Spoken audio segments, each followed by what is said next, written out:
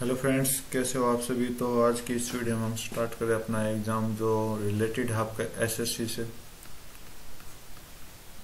SSC CGL का 7 दिसंबर का exam है। ये आपका 7 दिसंबर का एग्ज़ाम है। जो आपका शिफ्ट सेकंड शिफ्ट है उसका एग्ज़ाम है ये। इसमें हमने जो क्वेश्चन कर रहे हैं वो आपके मैथ के क्वेश्चन कर रहे हैं, जिसमें हमने 13 कंप्लीट क्वेश्चन कर चुके हैं। यहाँ तक कंप्लीट क्वेश्चन पिछली वीडियो में कर चुके हैं। तो आज की इस वीडियो में हम 14 से कंटिन्यू करेंगे। ठीक है, तो 14 से कंटिन्यू देखते हैं कि किस टाइप के क्वेश्चन इस एग्जाम में आए हैं। तो 14th क्वेश्चन बोला है कि कितने ऐसे नंबर हैं जो 1 से 430 के बीच में हैं जो इन दोनों से डिविजिबल हो।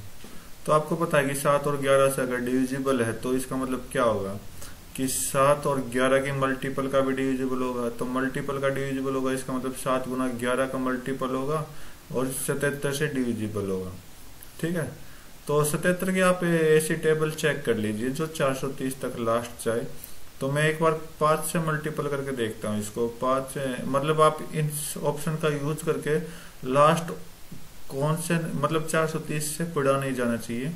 तो 77 गुना 5 आप करोगे तो 77 गुना 5 आप करोगे 5 7 5 35 7 5 35 और 3 आपको कितना हो जाएगा 385। ठीक है, तो 77 छिक करके देखते हैं। 6 7 42 6 7 42 और 4 46 462 हो जाएगा। तो 7 6 पे तो ये जाएगा नहीं। तो 462 तो इससे बड़ा नंबर होगा, तो ये तो होगा नहीं, तो ये छोटा है। और 1 से लेकर 430 के बीच में बोला है तो सबसे छोटा 77 है और जो 385 वो इसकी मल्टीपल में है। तो ये आपके दोनों राइट आंसर हो जाएंगे। तो 1 2 लेकर 5 तक आपके ऐसे 77 से डिविजिबल हैं जो आपके बोला है कि कितना नंबर है वो 5 होंगे। ठीक है, टोटल कितने नंबर ऐसे हैं इन दोनों के बीच में 5 नंबर ऐसे हैं जो डिविजिबल हो सकते हैं। नेक्स्ट क्वेश्चन चेक कर लेते हैं।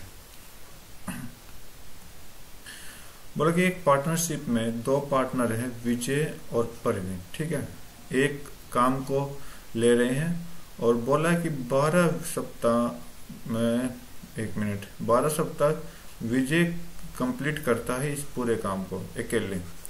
बोला कि विजय जो है वो 12 सप्ताह में इस काम को अकेले खत्म कर देता है और परवीन जो है इस काम को 8 सप्ताह के अंदर अकेला खत्म कर देता है। ठीक है भाई, देखो विजय और परवीन 2 आदमी हैं जो एक काम को ले रहे हैं और अलग अलग काम कर रहे हैं। तो विजय जो है वो 12 सप्ताह में कंप्लीट कर देता है और परवीन जो है वो 8 सप्ताह में कंप्लीट कर देता है। तो हम टोटल काम मान लेते हैं। टोटल काम क्या होता है, इन दोनों का एलसीएम होता है, तो ये 24 आ जाएगा। ठीक है, तो इनकी एफिशिएंसी निकाल लो कि अगर 12 दिन में 24 कर रहे हैं तो एक दिन में कितना करेगा विजय 2। परवीन कितना करेगा 8 काम 24 8 दिन में 24 काम कर रहे हैं तो एक दिन में एक सप्ताह में 3 काम करेगा। ठीक है, लेकिन बोल दिया गया कि due to work pressure they decide to work on that assignment on alternate week base. अब एक छोड़ के एक सप्ताह काम करेंगे, मतलब पहले सप्ताह किसने किया दूसरे सप्ताह किसने किया, ये आगे कंडीशन में है। तो फर्स्ट सप्ताह जिसने स्टार्ट किया काम परवीन ने स्टार्ट किया और दूसरे सप्ताह विजय ने किया। मतलब एक सप्ताह परवीन कर रहा है, दूसरे सप्ताह विजय कर रहा है। तो परवीन ने स्टार्ट किया तो परवीन पहले एक सप्ताह में 3 काम करेगा, फिर दूसरे सप्ताह में 2 काम ये करेगा। मतलब 2 वीक कंप्लीट हो गए। पहले आपका परवीन करेगा फिर आपका विजय करेगा। तो टोटल कितना काम हो गया 5 काम हो गया।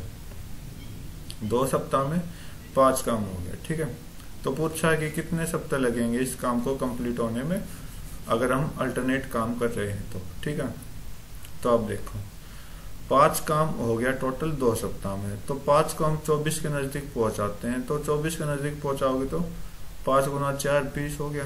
5 गुना 4 20 हो गया। तो इधर भी 4 सप्ताह 4 के मल्टीपल कर लेते हैं टाइम में।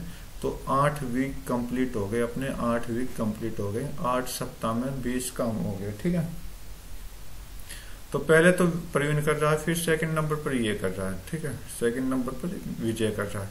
तो अब विजय की बारी खत्म हो गई। अब क्या किसका काम आएगा, परवीन का काम आएगा। परवीन ने 9वें सप्ताह में 3 काम और एक्स्ट्रा किया। 3 काम और एक्स्ट्रा किया, कितने हो गए 23 काम हो गए। तो 9 सप्ताह में 23 काम कंप्लीट हो गए। ठीक है, अभी भी मेरे पास एक काम बचा हुआ है, अभी भी मेरे पास एक काम बचा हुआ है, और उस एक काम को कौन करेगा, उस एक काम को कौन करेगा, जो दूसरे नंबर पर बारी आएगी विजय की, तो ये विजय काम करेगा। लेकिन विजय एक काम करेगा, लेकिन ये एक दिन, एक सप्ताह में कितना काम कर रहा है, 2, लेकिन बचा कितना है, 1, तो ये कितने सप्ताह में करेगा, आधा सप्ताह में, ठीक है। तो 1/2 कर लो। तो इस काम को करने के लिए कितना सप्ताह लगेगा, आधा सप्ताह लगेगा, ठीक है। इसको प्लस कर दो तो 9.5 वीक आपका राइट आंसर दे देगा, ठीक है। नेक्स्ट क्वेश्चन चेक कर लेते हैं। बोला कि x की वैल्यू निकालो, सिंपल सा क्वेश्चन है। इन दोनों की मल्टीप्लाई कर दो, फर्स्ट और लास्ट वाले की, सेकंड और थर्ड वाले की मल्टीपल कर दो। 14 into X equal to 30 into 7 हो जाएगा। 7 से 14 कट करोगे 2, 2 से इसको कट करोगे 15। एक्स की वैल्यू कितनी आ गई, 15 आपका राइट आंसर दे देगा, ठीक है। नेक्स्ट क्वेश्चन चेक कर लेते हैं। बोला कि एक सर्कल है जो कि ट्रायंगल एबीसी में इंस्क्राइब्ड है। ए बी इतना, बी सी इतना है, ए सी इतना है, ठीक है। और इस पॉइंट पर टच कर रहा है सर्कल। एटी की लेंथ बतानी है। चलो चेक कर लेते हैं। एक सर्कल बना लो, उसके अंदर एक सर्कल हो जाएगा,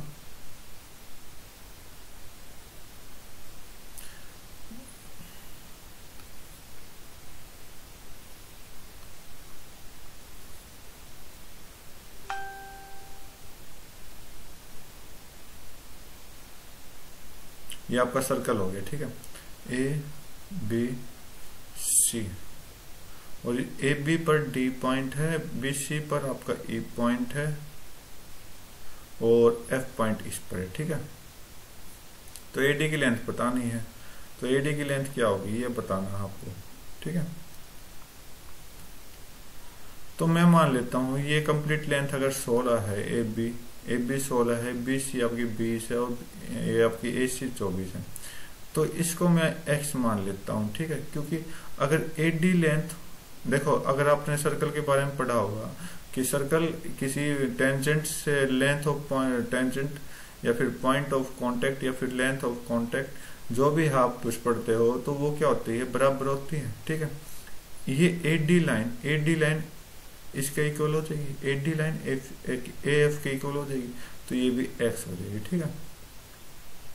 और इस तरह के इक्वेशन को निकालने के लिए, मतलब जब भी ये दो लाइन बराबर होती है तो इसकी तीसरी साइड का यूज करते हैं हम। वो कैसे यूज करते हैं आप चेक करो। देखो पहले तो आप सेमी पेरीमीटर निकाल लो इसका। सेमी पेरीमीटर क्या होगा, इन तीनों साइड का प्लस कर लो, तीनों साइड का कितना होगा, 60 आएगा, और 60 को हाफ कर दो, ये सेमी पेरीमीटर आ जाएगा 30, ठीक है। 30 आ गया। अब बोला कि हमें ये वाली लेंथ निकालनी, दोनों बराबर है, मतलब आप इससे ए डी भी निकाल सकते हो, इससे ए एफ भी निकाल सकते हो इस मेथड से, और इस मेथड से ये लेंथ भी निकाल सकते हो, ये भी निकाल सकते हो। सेम इसी मेथड से ये भी निकाल सकते हो, ये भी निकाल सकते हो, ठीक है। तो ए डी और ए एफ निकालने के लिए हम क्या करते हैं, एस में से जो तीसरी साइड इसके अपोजिट साइड है, अपोजिट साइड या फिर ये जो एंगल यहाँ पर बनाएगा इसके अपोजिट साइड कौन सी हो जाएगी, बी एफ, बी सी हो जाएगी। तो बस ये आपको माइनस करनी है। तो एच कितना है, 30 है, माइनस बी सी कर दो 20, तो आपका लेंथ जो आएगी वो जो पूछ रखी है ए डी, वो 10 सेंटीमीटर आ जाएगी, ठीक है। इसी तरह से आप देखो, अगर बी डी निकालोगे या बी ए निकालोगे, तो सेमी पेरीमीटर में से क्या निकाल दो, 24 को माइनस, मतलब 30 में से 24 माइनस कर दो, ये भी आपकी 6 आ जाएगी, ये भी 6 आ जाएगी, ये तो 10 आ चुकी है, ये भी 10 आ चुकी है, ठीक है। अब एफ सी निकालनी हो चाहे ई सी निकालनी हो, तो इसके अपोजिट साइड कौन सी, 16, तो बस 30 में से 16 माइनस कर दो, कितना आ जाएगा, 14 आएगा, तो ये 14 आ जाएगा, 14 आ जाएगा, चाहे आप कैसे भी सोल्व कर सकते हो, ठीक है। सिंपल सा तरीका है। नेक्स्ट क्वेश्चन चेक कर लेते हैं। बोला कि दो ट्रायंगल है, सिमिलर दे रखा है, तो 2AB = D, तो यहाँ से ए बी और डी का रेशियो दिया हुआ है, ए बी बटे डी का रेशियो दिया हुआ है, ए बी कितना 1 है, डी कितना 2 है, ठीक है। तो बी सी अगर आपका 8 है तो ई एफ हमें पूछा है, तो 1:2 में होना चाहिए, तो ई एफ कितना हो जाएगा, ये आपका 1 के बराबर है, ये आपका 2 के बराबर निकालना है, तो 1 की वैल्यू 8 है, तो 2 की वैल्यू कितनी हो जाएगी, 16 आपका राइट आंसर हो जाएगा, ठीक है। बेसिक बीपीटी थ्योरम से हम यूज करके इसको सोल्व कर सकते हैं। ठीक है, बोला कि लिस्ट नंबर बताना है इन सभी से डिविजिबल हो जाए। देखो कितना आसान क्वेश्चन है कि इनका एलसीएम बताना आपको। तो क्या होगा, देखो चाहे अगर आपको आता भी नहीं है तो बाय ऑप्शन कर सकते हो। 9 सिर्फ 9 से डिवाइड होगा और किसी से डिवाइड नहीं होगा, कट कर दो। ठीक है, 24 36 से कट डिवाइड नहीं होता, 9 से डिवाइड होता है। ठीक है, 36 24 से कभी डिवाइड नहीं होगा। 72 एक ऐसा नंबर है जो इन तीनों से क्या होगा, डिवाइड होगा। 72 एक ऐसा नंबर है जो इन तीनों से क्या होगा, डिवाइड होगा। ठीक है, नेक्स्ट क्वेश्चन चेक करते हैं। बोला कि 1 प्लस साइन थीटा अगर इतना है, साइन थीटा की वैल्यू हमें निकालनी है। देखो कैसे निकालोगे। तो मैं यहाँ पर क्या करता हूँ, सिंपल तरीका यूज करता हूँ। थीटा की वैल्यू मान लेता हूँ 45, सिंपल सा यूज करता हूँ।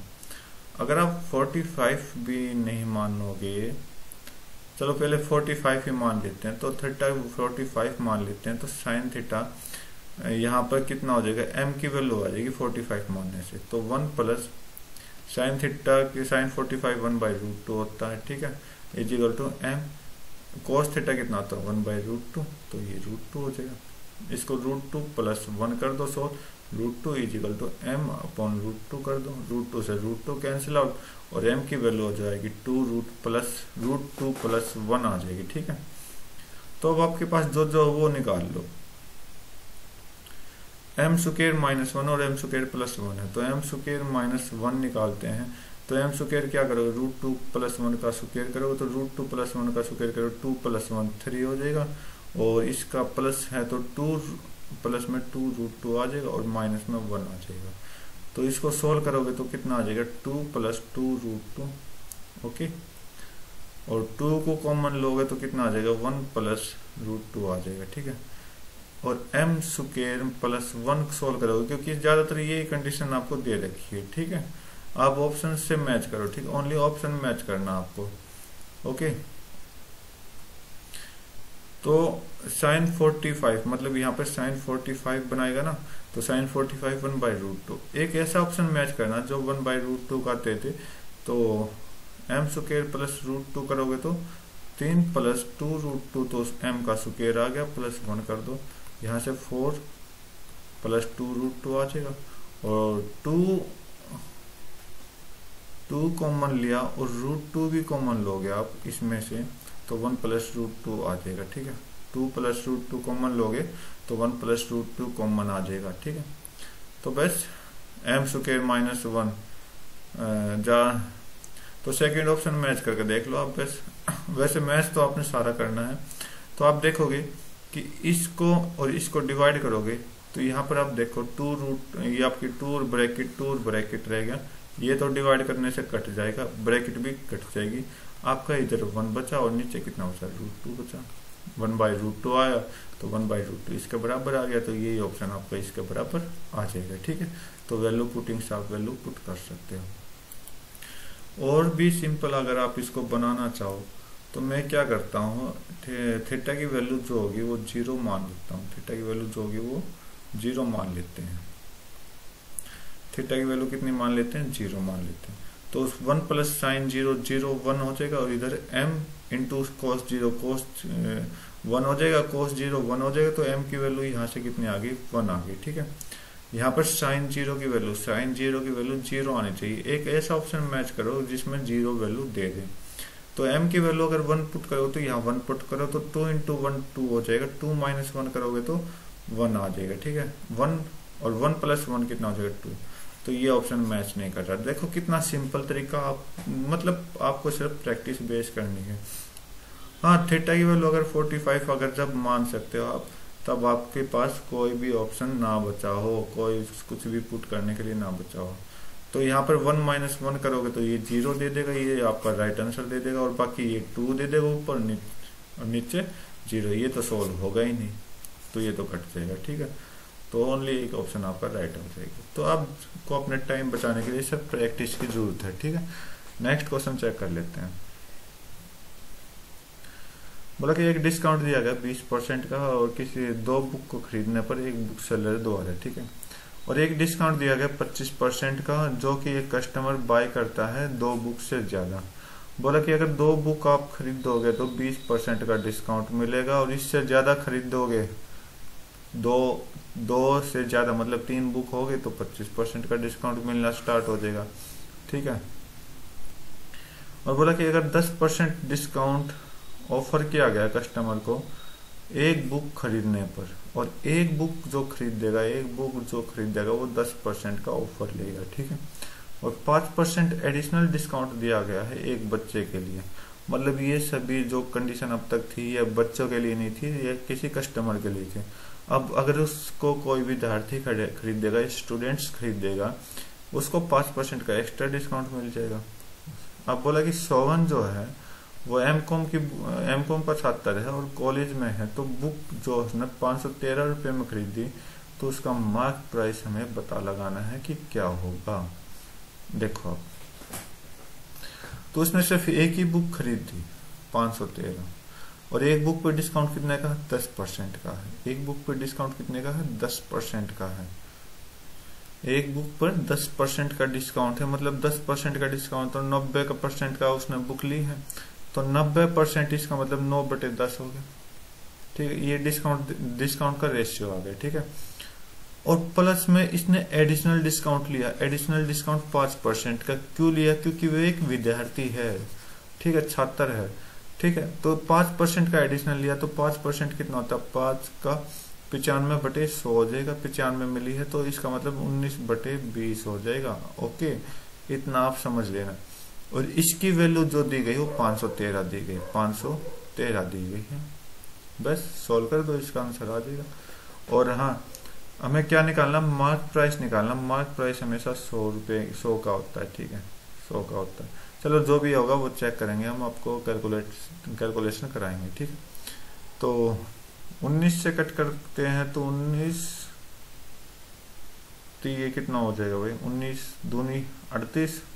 ओके, 38, 133, 19 7 133। ठीक है भाई, 9 से कट करोगे तो इसको 3 हो जाएगा। तो यहां से जो वैल्यू आएगी कंप्लीट, ये MP आ जाएगा। तो x की वैल्यू है, ठीक है, x पर डिस्काउंट देने के बाद इतना हुआ, तो x की वैल्यू कितनी आ जाएगी, x आपका MP है, x आपका क्या है, MP है। तो 3 गुना 10 गुना 20 हो जाएगा, तो 600 आपका राइट आंसर दे देगा।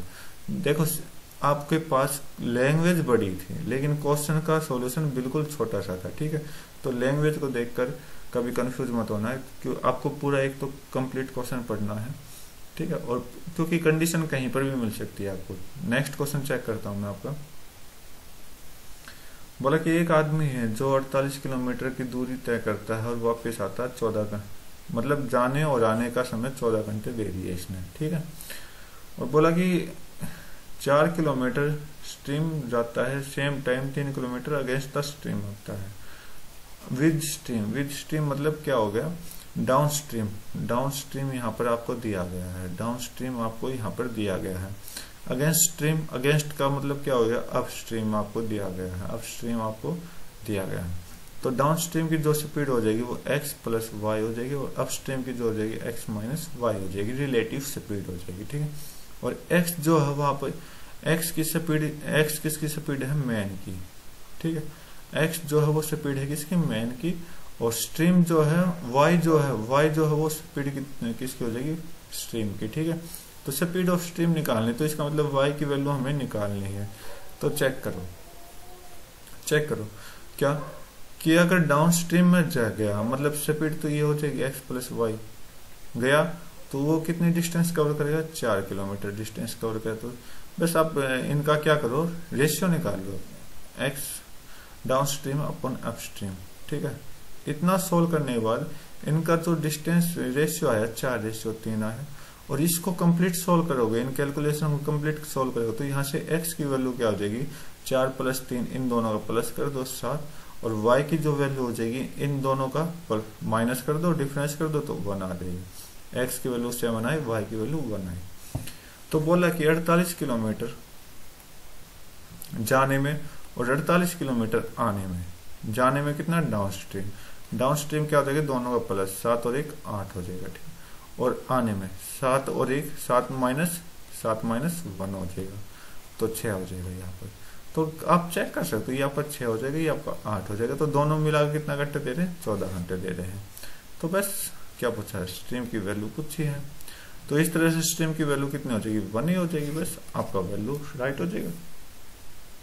क्योंकि ये चीज तो हमने सोल्व करने की इसलिए कोशिश की है, अगर हम बाई चांस किसी कांस्टेंट मतलब कोई भी एक नंबर आता, यूनिट आती, तो यहाँ पर जो यूनिट आई वो 1 की वैल्यू 1 ही आई है, तो यहाँ पर 1 की वैल्यू पूछा है, तो 1 की वैल्यू जो हो जाएगी 1 हो जाएगी, और 1 आपका राइट आंसर हो जाएगा। नेक्स्ट क्वेश्चन चेक कर लेते हैं।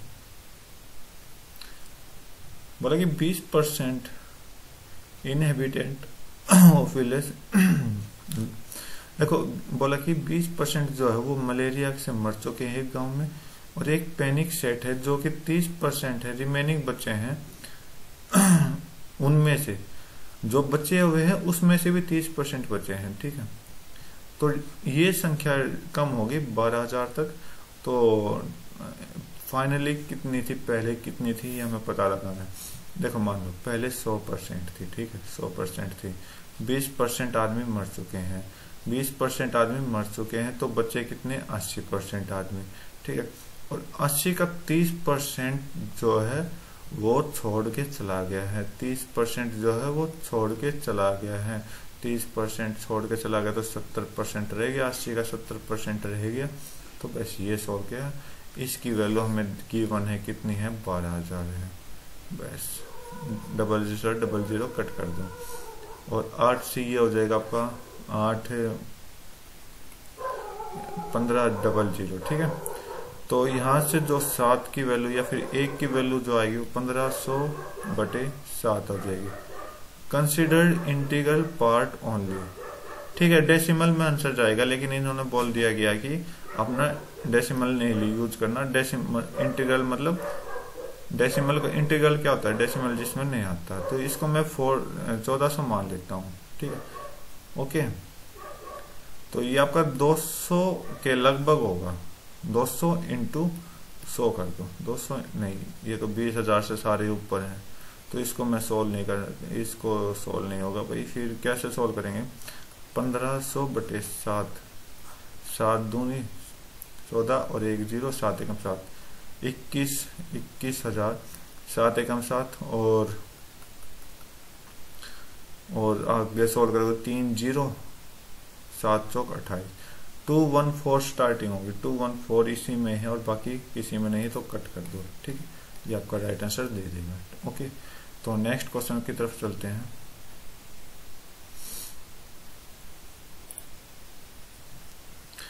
बोला कि import during year 2017-18 import below line 1600, ठीक है। How many time of import during 2016-17, sorry ये 17-18 16-17 1200। बोला कि जो 1600 वो 1200 का कितनी मल्टीपल है, तो आप चेक करो कि 400 का डिफरेंस है, 400 का डिफरेंस है, 400 मल्टीपल हो जाएगा कितने का, 1200 का। बस ये चेक करना आपको, इनटू में बस इतना ही करना है ना, हाँ ये ही करना है, 1600 ऊपर आ जाएगा, सॉरी भाई, 0000 ये आपका 4 आ जाएगा, ये 3 आ जाएगा, 4/3 को सोल्व करो तो 1.33 समथिंग आंसर है, तो इसका फर्स्ट ऑप्शन बिल्कुल करेक्ट हो जाएगा। सिंपल सा क्वेश्चन था, ठीक है। नेक्स्ट क्वेश्चन चेक कर लेते हैं। बोला कि एक सम को डिपॉजिट किया गया किसी बैंक में सिंपल इंटरेस्ट द्वारा, और सम हो गया डेट 1.25 टाइम 3 साल में, ठीक है। तो बोला कि यदि there is a requirement of इतने हैं 7 साल में इतने रिक्वायरमेंट है, तो how much amount should one deposit to fulfil the requirement, तो कितनी अमाउंट चाहिए जो हमें फुलफिल करानी होगी।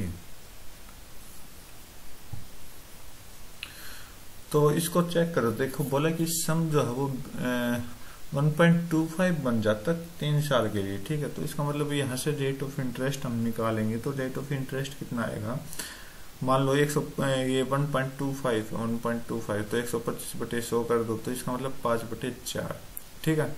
अगर आपका प्रिंसिपल 4 है तो अमाउंट कितना है 5, तो यहाँ से ऐसे जो होगा वो कितना होगा 1 होगा, 1 किस पर, 4 में, ठीक है, 1 किस पर, 4 पे। तो रेट ऑफ इंटरेस्ट यहाँ से कितना आ जाएगा, 25% आ जाएगा, ठीक है, 25% आ जाएगा, राइट। ओके, तो 25% ये 3 साल का, अगर 1 साल का निकाले तो 25/3 आ जाएगा, राइट। तो इतनी बात आप समझे। तो 25/3 जो होगा वो आपका 1 साल का रेट होगा, 1 साल का। लेकिन इसने बोला है कि रिक्वायरमेंट जो होगी इतना होगा 7 साल के लिए। तो 7 साल का रेट ऑफ इंटरेस्ट निकाल लो, तो 25/3 गुना 7 हो जाएगा। तो यहाँ से कितना होगा, 175/3 हो गया, 175/3 टोटल परसेंट हो गया, ठीक है, परसेंट हो गया। अगर हम इसको फ्रैक्शन में बनाए तो 175/300 हो जाएगा, 175/300 हो गया। अब हमारे पास जो अमाउंट है वो 300 है, राइट। हमारे पास जो अमाउंट है जो 300 है, जो आंसर हमें निकालना है, 300 की वैल्यू निकालनी है। लेकिन इसने बोला है कि जो रिक्वायरमेंट है वो इतने की है, तो इसका मतलब 300 पे इतने की रिक्वायरमेंट और होगी, 300 पे इतने की रिक्वायरमेंट और होगी। तो दोनों को ऐड कर दो, तो इसका मतलब कितना हो जाएगा, 475 हो जाएगा, राइट। इतना समझ आया। तो 300 पे इतने की रिक्वायरमेंट है, तो मतलब 300 प्लस 175 आपका 475 हो जाएगा। और इसको कट करोगे तो ये आपका 3 से कट करेंगे 100, ये आपका 3 से कट करेंगे 15, और आपका नहीं जाएगा भाई 3 पे, तो और कितने पे जाएगा ये, 6, 9,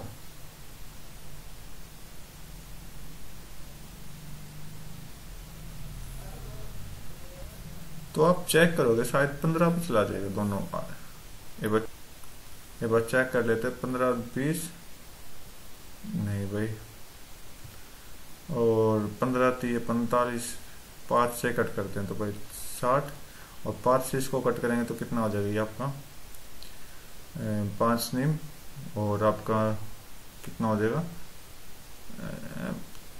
5, ठीक है। फिर 5 से कट करेंगे तो 12, 5 से कट करेंगे तो ये कितना हो जाएगा 19। तो 12:19 है। तो 12 से 19 से हमने बनाना है, तो 19 की वैल्यू इसने गिवन है इतनी, ठीक है। 19 की वैल्यू जो दे रखी वो कितनी दे रखी, 76 समथिंग दे रखी। तो क्या करा कि मल्टीपल 4 का मल्टीपल 19 गुना 4 करोगे तो 76 आएगा। तो वैसे इधर 12 गुना 4 करना, आपको 12 गुना 4 48 आ जाएगा।